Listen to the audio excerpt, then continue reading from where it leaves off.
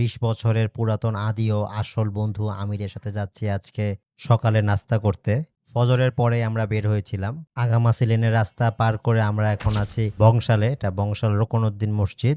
এখান থেকে আমরা যাব আমাদের মূল গন্তব্যে। মূল গন্তব্যটা হচ্ছে রাইসা বাজারে যে মেরিনোভাটা আছে, সেই মেরিনোভার অপোজিটে আপনারা দেখতে পারবেন সুলতান ডাইন। সুলতানের সাথে লাগানোই হচ্ছে ক্যাফে ইউসুফ রেস্তোরাঁ। তাদের মেনু কার্ডটা আপনাদেরকে দেখিয়ে দিচ্ছি। তাদের সার্ভিসও খুব ভালো।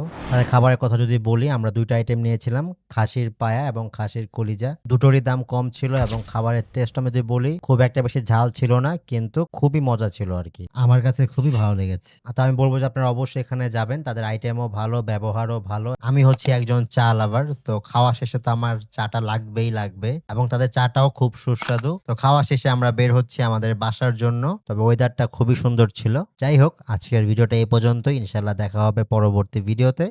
আসসালামু আলাইকুম সবাইকে।